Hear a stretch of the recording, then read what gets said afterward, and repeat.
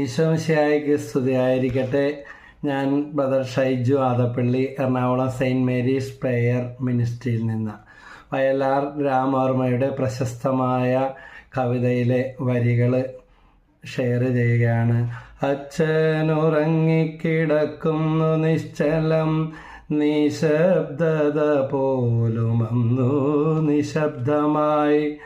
അച്ഛനുറങ്ങിക്കിടക്കുന്നു നിശ്ചലം, നിശബ്ദത പോലുമന്നു നിശബ്ദമായി.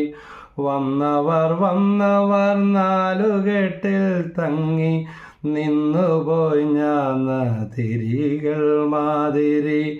വന്നവർ നാലുകെട്ടിൽ തങ്ങി നിന്നുപോയി ഞാൻ തിരികൾ മാതിരി. അച്ഛനുറങ്ങിക്കിടക്കുന്നു നിശ്ചലം, നിശബ്ദത പോലുമന്നു നിശബ്ദമായി.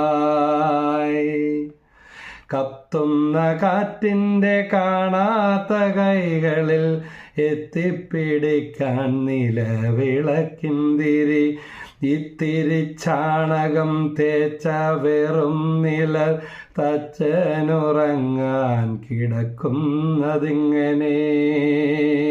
വന്നവർ നാലുകെട്ടിൽ തങ്ങി നിന്നുപോയി ഞാൻ തിരികൾ മാതിരി.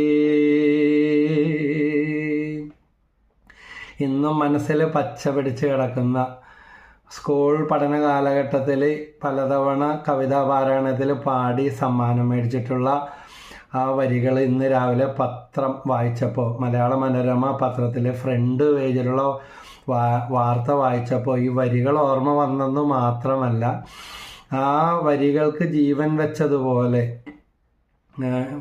ഒരു വാർത്ത.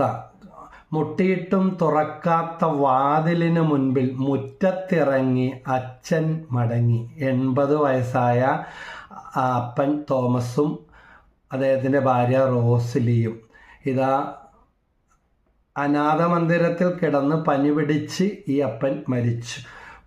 മകൻ്റെയും ഭാര്യയുടെയും ഉപദ്രവം സഹിക്കാഞ്ഞിട്ടാണെന്ന് പറയുന്നു. പോലീസിൻ്റെ ഇടപെടൽ മൂലം അനാഥ മന്ദിരത്തിലേക്ക് പോയ 2 സ്ഥാപനങ്ങളിൽ, പുരുഷന്മാരെ നോക്കുന്ന സ്ഥാപനവും സ്ത്രീകളെ നോക്കുന്ന, അമ്മയും അച്ഛനും ഈ വയസ്സാങ്കാലത്ത് ഇറങ്ങിപ്പോയി. അപ്പന് 80 വയസ്സുണ്ടായിരുന്ന അച്ഛന് പനി പിടിച്ച് അവിടെ കിടന്ന് ഈ മനുഷ്യൻ മരിച്ചു. മണലൂർ സെയിൻറ്റ് ജോസ് കെയർ ഹോമിലായിരുന്നു തോമസിൻ്റെ മരണം. പക്ഷേ സ്വന്തം വീട്ടിലേക്ക് കൊണ്ടുവന്നു. അവിടെ